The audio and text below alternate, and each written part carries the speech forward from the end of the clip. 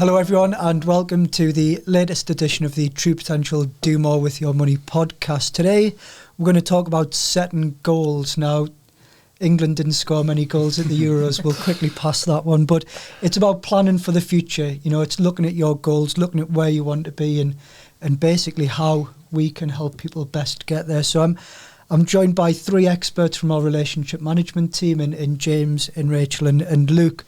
And really what we're going to do is ladies and gents, is just talk around really some basic principles. I think this is going back to almost investment 101, but something that's really, really overlooked in my opinion. I think there's a survey that said 1 in 6 people in the UK have a goal for their investments. And I think when even you look at those 1 in 6 who are the odd ones out, sometimes, and James, we were just talking before the session of, sometimes people might have a goal, but they don't really know what it is. It's just, you know, I'd like more money, or I'd like, you know, wouldn't we all? But I think today we're just going to get into the ribs of that. So I think probably if we start off with, and I'll go first, and then we'll maybe work our way around the table. But what's your goal, or what do you see as a goal? And for me, a goal is something that isn't today, it's not tomorrow, but it's in the future, first of all. So when I first started saving for my pension, and it was a long, long time ago, I sort of almost jokingly said I wanted £1 million. Now, you know, it was almost a pie in the sky number, but I used the technology to track, you know, what that would give me at the other end, and you kind of go, crikey, it's not that much, because you know, so for me, a goal is a fixed amount. What about you? I think James? We were just discussing it just before, is for me personally, given my age, it's saving for a house deposit, which I know is a lot of people are doing now. We were mentioning how the average age for first time buyers is 34, and couldn't believe it's stepped that far up. But I would say a lot of that comes down to the fact that, you know, saving for a house deposit, it's a really monumental goal in your investment journey, even though it's not the goal when you're at pensionable age. Yeah. It's still really important to focus on. Absolutely. Rachel? Mine is actually saving an emergency fund. So I purchased my own home. I had no funds after that. So mine is just, after my annual review, getting back into having a little bit of a backup there. Because you don't actually realise your emergency fund's a really important goal to have, because not many people do have it. Yeah. And I know, Luke, you speak to a lot of clients and talk about emergency funds. We do, and that's a really important place to start. For myself, I think a big one for our clients is retirement. So we're a lot of clients who are at accumulation stage, all of us, you know, are working and building wealth. When you come to maybe state pension age or 60 and above, and you look to start to retire, retirement's a big one, so that's something you need to write down. You need to think about when you want to retire. You need to look at time scales, how far away that is. You could have a really long-term goal there, 20, 30 years to save money. And you need to look at how you're going to get there. So you need to look at how much you need and how are you going to potentially invest or save to build that wealth to get to retirement. So I think for a lot of people probably watching this podcast, retirement is a big goal. It's one that we focus on, and it's how we can help achieve that. Yeah, and we don't walk past that, do we? I mean, we round this table, our average age is, and I'm bringing it up a little bit, but the average age is, you know, let's say 30-something, being kind. But the average age of our clients, 59, 60 years old. You know, we know that clients will have different, but even then, just across the four of us, we've all got different goals, which is, you know, which is why it's really important. And we sometimes, you know, bang on about it and we talk about the need for a goal, but I think it gives investment a purpose. It gives it a reason, and it can make it quite exciting as well. Certainly when you're tracking that goal, but even when you're not, it's giving yourself that realization you might need to do a little bit more. And we'll get into that. So why are they important? Why would a goal be important versus, say, not having a goal? And I'm going to let you all just kick that one around. To have a target. It's really difficult to, you know, in any aspect of life, go for something without having a target in mind. Now, with investments, be that, as you mentioned, you know, £1 million pension pot, something like that, which I know on previous podcasts discussed, it seems like a large figure, but small and early, you know, can get to that stage. I really think having a target is the key idea, and it doesn't just have to be retirement, it doesn't have to be emergency fund, it doesn't have to be a house deposit. It can be anything that's specific for a client, you know, an extension that you're wanting to do in 10 years. That's still a target for me, and I think that's what goal comes down to. It's, being able to see something, using the technology, being able to track that goal all the way through.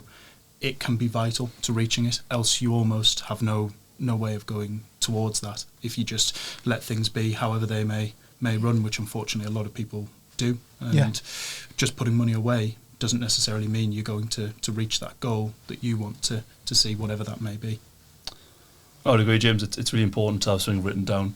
Then a lot of these financial goals are numbers. You've got a number that you want to work towards or an income that you want to take. I looked at the average pension value wealth in the North East where we are now. It's just under £100,000, which if you use 4%, that's £4,000 a year. Maybe you've got 2 state pensions with that, but that's less than £30,000 a year to live on for a couple. With cost of living, etc., it potentially might not be enough. So it's really important to have that goal, something to work towards. You can track that daily, weekly, monthly, yearly, whatever you want to do. And then you've got that to work towards there to make sure you're going to have enough income for something like retirement. Yeah. It's about personalising it as well. Like, go on your site and rename it, shift your focus, make sure that you are utilising what we actually have. We've got things like rewards. We've got where you can actually set your own goals and it has a projection. ISAs are totally different to pensions, so you'll have a different mindset with an ISA that you do as a pension. Yeah. So it's just really important to shift your focus and make sure that it's never too late. Well, you've just read my notes, I'm sure, from over there. Terrible eyesight. Maybe not.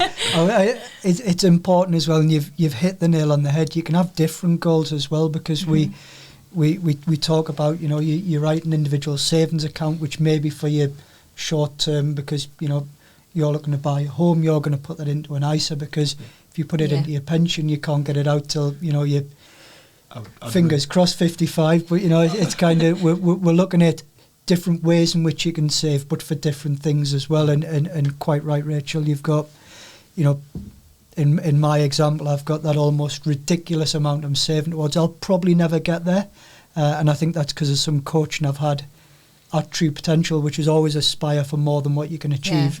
And I think that's really important. So for me, my probably will never get to £1 million, but as long as I keep working at it, I'll get as close as I physically possibly can.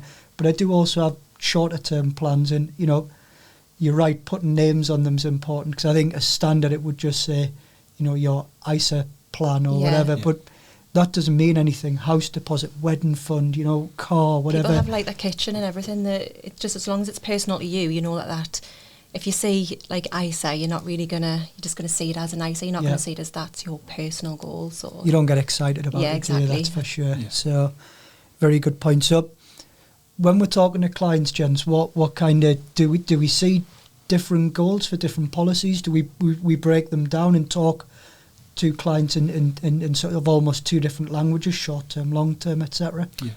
Yeah, of course. You've got short term goals, which can be a nice holiday. It could be gift. It could be things like maybe to help children with a house deposit within maybe 5 year time. You could look at something like an ISA for that, where obviously you can have a tax free lump sum. It's fairly easy to manage. You can put in the goal for that. That the amount you've got there, you can take tax free. If you look at longer term goals, again, ISAs can be good, but again, we'd look at that pension for something like retirement, where we're looking at 20, 30 years as a goal to get there, but also maybe 20 years as an income to take. So you're talking a lot of years in the goal, and there is different products for different types of goals, I would say. Yeah. I've literally just had a conversation this morning with a client, had a pension and an ISA, and we were discussing the fact that they are 2 very different goals for that client.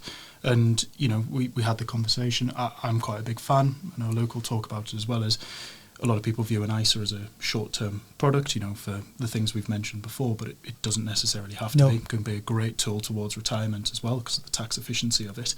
So we had that conversation of, okay, what's the goal for this ISA? Is it for your long-term, like your pension, or is it for, something that you might have to dip into? And that's where it came out. We were talking about risk, and it can be just as important, obviously, what your goal is, your goal term for what level of risk we're looking at. And it was a really good conversation to have around the specific goals for that specific client. And I would say, not to put all clients in the same boat, but I reckon I could have that conversation with most clients, because they will all have their specific goals. They maybe just don't know yet what those goals are. Yeah, and I think it's one of those, you can have different terms on a goal, but you can also have different risk on a goal as well, which is, again, often when we're speaking to clients, for example, me personally, I'm an aggressive investor. So I think I've got a long time until, I'm looking to retire. So I'm happy with that. Yeah. But if I've got something a bit more short term that I'm saving towards, I can differ the risk, and I think that's something we maybe should encourage to talk about a little bit more, which is, back to your point, you had a client that you broke it down into 2 products and 2 goals, but also you can take 2 different risks as well as term as well. Yeah.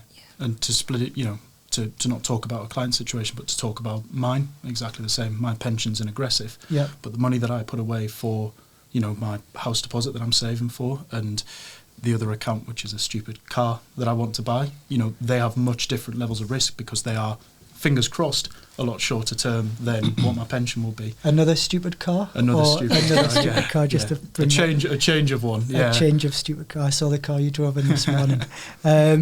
Okay, one of the other things I think we should always talk about is we mentioned that 1 in 6 statistic. I personally believe a lot across the UK, and certainly within my circle of friends and stuff, I think it's lower.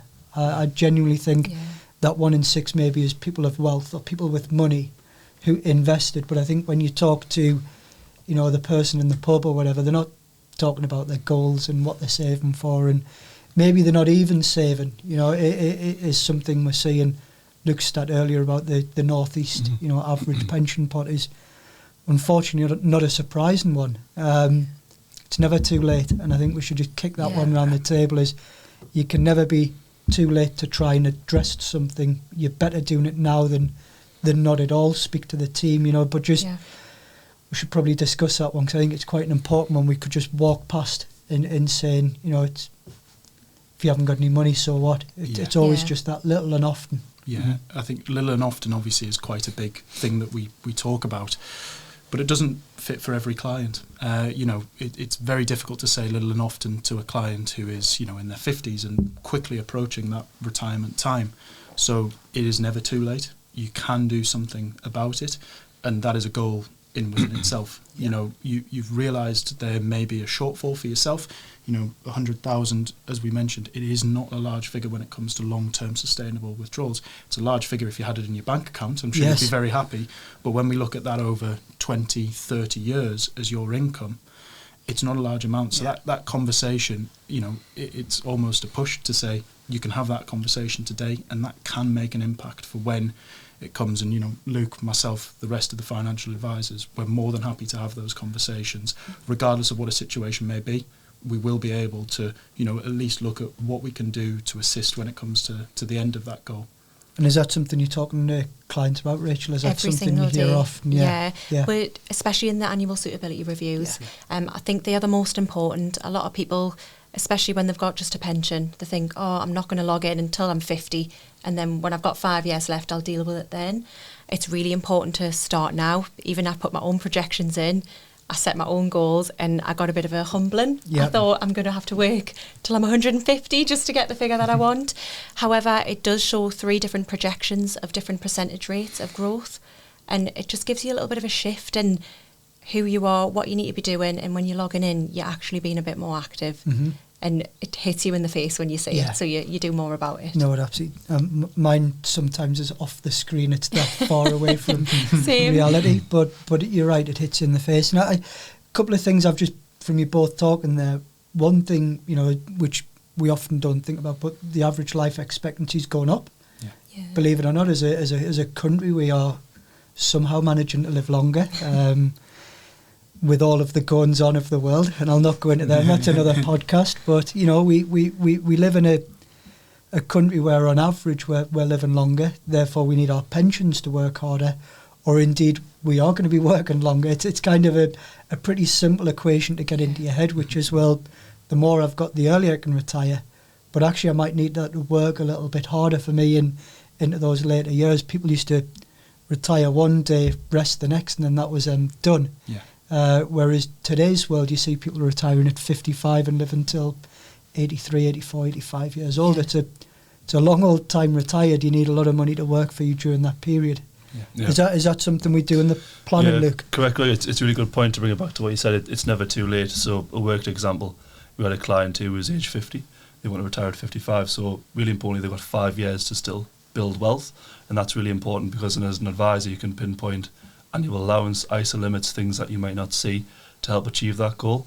But once you are 55, you mentioned the averages, so 85 for a male, 87 for a female, that's the average life expectancy on ONS now. That's still a 30-year time frame you've got.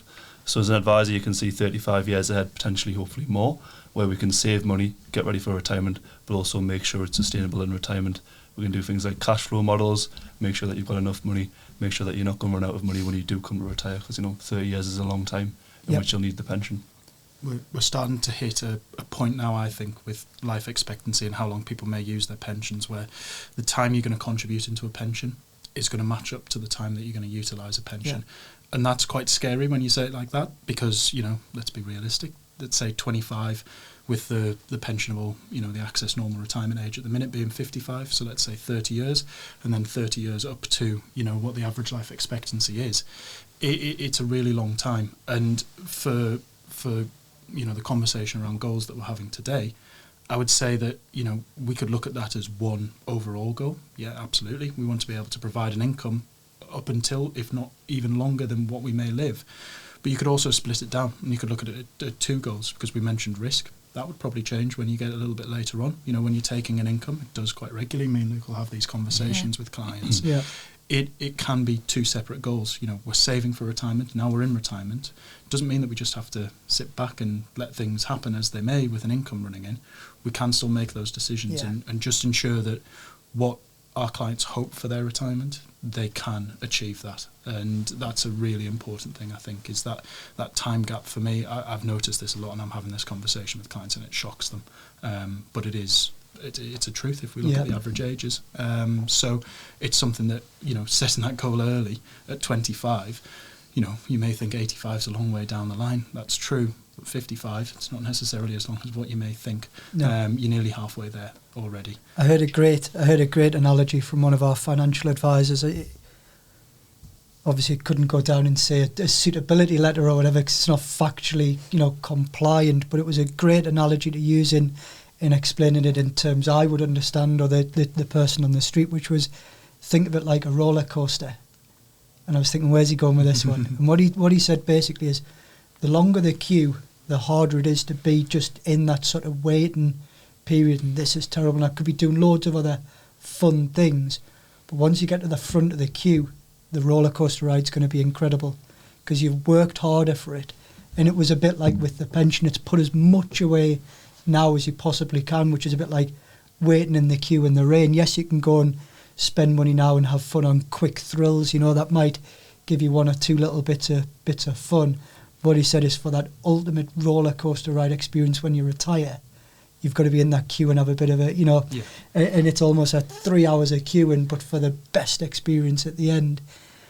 Kind of rung true to me, so that's pretty simple terms to understand, but it came to life. So we're talking about goals and making it all sound like it's fun and it's easy, and it's not, because not everybody can just go, well, I'll hit the goal by doing this and putting money in. But what can people be thinking about or starting to bring into their thought process today to even start either putting their goal in, adding to their goal, starting to look at what they've got versus where they can be? And I think, Rachel, again, you've stolen an absolute nugget from the next bit, but annual suitability reviews and just the importance of them. And I think annual suitability reviews are a terrible phrase. It's an industry term, isn't it? It puts people off it. One, it doesn't always need to be annual. You can do it 6 monthly, 9 monthly, however frequent you want it done. And again, for a comparison I always make is, I'd love to just be able to go to the doctor every year and say, tell me before it's a problem. Yeah. Not, it's now a problem, I need to do something about it. And that's what I think. So, and again, another good, bad comparison, but I like analogies, brings things simple. But I would love to just be able to go, I want an appointment with a doctor today to tell me what could go wrong. What do I need to be doing? What can I work on? Rather than every, say, 6 years when it's too late. It's a big problem then, isn't it? So, let's just talk around, tracking goals, adding to them. We've talked about little and often, and for me, impulsive's the one for that. But I'll let you three kick those around. So it's really important, Greg, and that's going to help us provide the suitable advice. As part of that, you've got the option to set up a direct debit. So for me, set and forget. So every month I'll put an amount of money from my wage into an ISA, and you know that's just part of what I see as a bill now. I think if you get into that sort of mindset, you'll be saving money every month, and you'll just treat it as part of your budget. You won't try and cancel it out. So set and forget is what I would say is a really good way of just creating that good habit of saving towards a goal. Yeah, you don't even have to have a direct debit. You can also set up reminders for the impulse save. Yep. I certainly had to do that when I bought my house. I didn't have any funds left in my ISA, so I had to rebuild that again. But when you buy a home, you also need to get microwaves, you need ovens, so we have the rewards. Yep. And I use the rewards to kind of build up any missed direct debits from what I would have cancelled. And you don't realise, like, even buying a TV, you can get a certain percentage back, and that can build up your goal as well. So just utilise whatever's on the site to little and often, like you say. Yeah. And I think to follow on from kind of the annual suitability review conversation, it means you can make your goals bespoke to you, and they may change on a yearly basis. Yeah. That's a reality. Yes, some, the retirement pot probably isn't going to change on a yearly basis, but those other goals that you may have with an ISA, with a general investment account, that could quite easily change. And it's important for us to know as advisors to be able to then say, well, do we need to make a change? Do we need to make a decision based off that change? Or are we okay to leave things how they are? And I think, yes, the annual suitability reviews are great, but a follow-up conversation with an advisor, if there is a change, it can be, worth its weight in gold. Yeah. Absolutely. You have a plan now, James. So once you've actually finished your review, I can't get my words out, review, you have an advisor action plan, and you can either hide those goals, so if you don't think they're necessary for your circumstance, or you can actually bring them to the forefront and hit them head on. Speak to an advisor within head office, especially if you're serviced by us, and just speak to somebody and talk through it. So we're actually identifying what goals you should be having, and then you can elaborate from there. Yeah. And you're a real living example of it. You've saved up to a point, you've bought your home, and then, well, what next? Back down again. It's the next, but it's the next goal, isn't it? It's the next goal, it's the next chapter, and it'd be dead easy just to say, well, that I'm done now, but you're not. It's just chapters of a book, isn't it? So you finish one, you might pause for breath for a couple of months, but then you're thinking about your pension, and you don't let it rest, you just keep going. So it's quite important. It is addictive as well when you're saying it, go back up, just even putting £5 in, like from the rewards or something like that, then that starts to grow, and then you think, oh, well, I might as well just put something else in. I think that's my favourite bit of the impulse save process, is at the very end, and it sort of says you're going to hit your goal one day early. Yeah. Yes. Those little wins. Luke, set and forget, have you got that trademarked, or is that just a little catchphrase? I have mentioned set and forget on this podcast before a while ago, so maybe it was missed, but let's get that trademarked. No, it was never missed. I pick it up. I like that one. Well, the last one, and I think this is quite important as well, is we obviously, over time, people have multiple jobs. They might have a period of time being self-employed, then employed, a consultant, and doing various jobs over a lifespan. I think the last time I checked, it was between 7 and 9 jobs as an average for people up to the point of their retirement.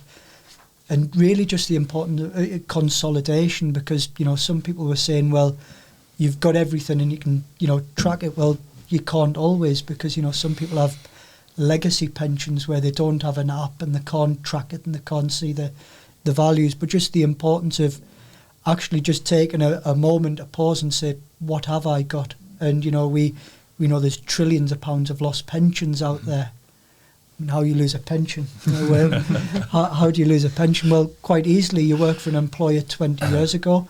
That employer may not be there anymore. Woolworths, if you worked for them in the 80s or whatever, and then who do you ring up now to say, well, who's got me pension? Then what you have to do is say, well, who are the trustees of that pension? Well, crikey. And back then it might even be paper records. So consolidation's important of actually just, and this is picked up in the ASR, but also work that we help people do in just going, what have I got? Where is it? Some people we see with original share certificates and stuff, which I've saw, but what do we do to help people in that situation? So I think obviously Rachel might touch on this a little bit more, but we do have our kind of missing pension service, and we can do that for clients, and clients can obviously get in touch with the relationship management team. And I won't steal Rachel's thunder on that, because I'm sure she'll talk about it better than I will from that side. But it's something you can use. But you are right. The amount of clients myself and Luke will speak to who, they'll have a pension with ourselves, and then they'll go, "Oh, this isn't my only pension though," and you can almost go down a rabbit hole of 20 years of work and 30 years of working history. You're absolutely right, and I'll let Rachel talk it through, but it is, it's a really good service to be able to offer, and also to be able to use from a client side to help you out.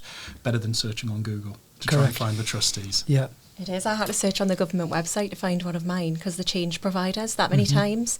The best thing to do is just get in touch with our missing pensions team. We do have a team dedicated to it. You can, even if you're not a client of True Potential and you're listening to this, you can literally just go on the True Potential website, contact the team, put in where you used to work. It's only 2 bits of information you need, and we'll do the rest. It's as simple as that. But yeah, I had a one, and I couldn't. It was only like £300, but I was like, "That's my £300." It is, dead right. And I wanted it in the best place possible. So it could be somewhere not doing very well for you. So it's best to weigh up your options and see where you can get them. Anything to add, Luke? I think you mentioned the £300 there, Rachel. You think, over time, the consolidation, anybody who's used our technology can see it's very slick. Yeah. So it's very good for someone to have all the pensions in one place. They can log in and see. But that £300 now, over a 20, 30 year time period compounded, it's going to make a big difference. Fingers so there's a lot of benefits to consolidation of the pensions. Nothing more frustrating than when a client comes to retire, an exciting time, and they're trying to run around trying to find all the pensions, and obviously we can help with that to get them in one place. Brilliant. Well, we've talked to death about goal setting and setting goals and all the rest of it, which is very important. But for me, it's just planning for your own future. It's protecting yourself, your family, people that you're going to potentially be moving money on to. But I'm going to ask each of you just for one tip, and no stealing each other's. I don't want any hours. That's what I was going to say. You can all come up with something even on the spot, and I'll go last in fairness, just so that you can all have first go. So I'll start at the top of the table with the class SWOT there, Luke. Yeah, a couple of tips, Greg. I think write it down. So it's great to go write it down, have it in front of you so you can see it visually. I'm going to say it again, but that's set and forget. I think that's really important. That's going to help you. An amount, it doesn't have to be a lot. An amount every month put away, it does compound over time. And I've seen that myself, so I would say those 2 top tips. Coming soon, registered trademark. Sorry, Rachel. I just had to get it once more with that one. It's very, very good. Mine is definitely for my emergency fund. So mine is think about something for 30 days. So just say I want to purchase a pair of trainers. I've got so many pairs of trainers, I don't need them. I think about them for 30 days, and if I'm still thinking about them after the 30 days, then I'll purchase. If not, then I'll pop it in my pot. Yeah, you should do that with your car. That's a really good one. Yeah, actually, I might have to take a bit of advice on that. I have no choice but to do this, guys. Mine would be, I would like people to think about what their goals actually are. I think, yes, we can help up to a stage, but it's really important for clients to know what they want to save for and what's important to them, because if not, we may enter that sphere of not having, the right tools in place or the right action plans in place for them. So really taking a moment, be it with a brew or a glass of wine, whatever your poison is, and just having a think of, what is my goals, what's important to me now, what's going to be important to me, in 15 years, be that the kids, or, what's going to be important to me in 25 years, be that your retirement. So having a think about it, and then, as Luke said, you can put a name on it, and that will be really beneficial for the future. Good. Well, I'll give 2, because I thought someone would have picked this up, but it's never too late. And that's the one thing I want to stress with any of our listeners or our viewers, is it doesn't matter how old you are, it doesn't matter whether you're 18 and just getting into the wacky world of investments, or you're 54 and you want to retire next year, speak with a member of the team. The second one, which I was going to pick up, is really a goal is infinite. There is not, a lot of people we speak to, I don't have a goal. And then 20 minutes later, and you get them warmed up and a bit more comfortable, and it's like, oh, well, I am looking to, put my daughter through university. And you think, that's a goal. A goal isn't, I want £1 million. It could be, I want 4%, 5%, 6% per year as an income.